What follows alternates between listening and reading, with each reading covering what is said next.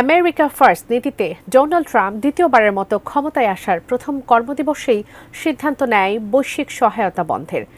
অতি জরুরি মানবিক সহায়তা অব্যাহত থাকা সত্ত্বেও এ নিয়ে বিশ্বজুড়ে চলছে তুমুল সমালোচনা।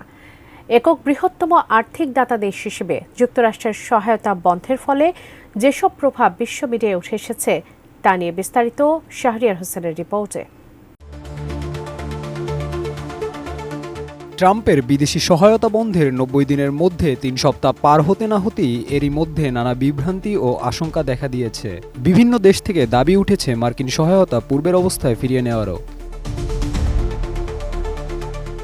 রয়টার্সের একটি বিশেষ প্রতিবেদনে উঠে আসে আফ্রিকার দেশ ঘানা ও কেনিয়ায় কীটনাশক ও অসংখ্য মশারির জাল পড়ে আছে গুদামে, কারণ এখনও ম্যালেরিয়া বিরোধী জরুরি অভিযানে অনুমোদন দেয়নি মার্কিন কর্মকর্তারা। হাইতিতেও এইচআইভি রোগীদের চিকিৎসা সেবা যারা দেয় তারাও অপেক্ষায় আছে ওষুধের দাম ছাড় পেতে যুক্তরাষ্ট্রের অনুমতির জন্য।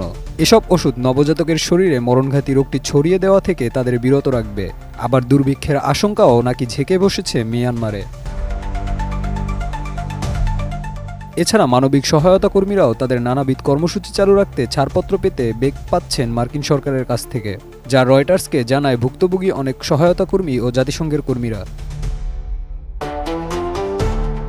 ধারণা করা হচ্ছে এইচআইভি আক্রান্ত ৬ লাখের মতো মানুষ মারা যেতে পারে এই সহায়তা বন্ধে, এমন আশঙ্কার কথা বলেছে ইউনাইটেড নেশনস এইডস এজেন্সিও, যার মধ্যে আফ্রিকার অধিকাংশ দেশই চরম ভোগান্তিতে পড়তে হচ্ছে।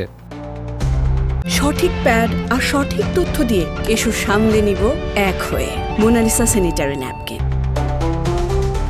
ইউএসএআইডির প্রাক্তন উচ্চপদস্থ কর্মকর্তা মার্সিয়া ওয়াং রয়টার্সকে জানান, ৫ লক্ষ মেট্রিক টন খাদ্য পড়ে আছে গুদামে, কারণ মানবিক সংস্থাগুলোর অনুমোদন জটিলতা ভোগাচ্ছে এসব বিতরণে।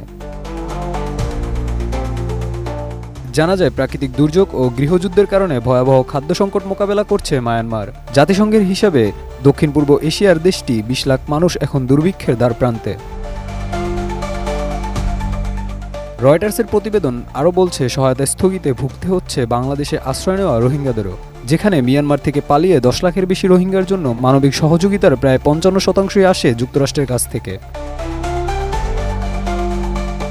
Shahriar Hossain, desk report, ATN news.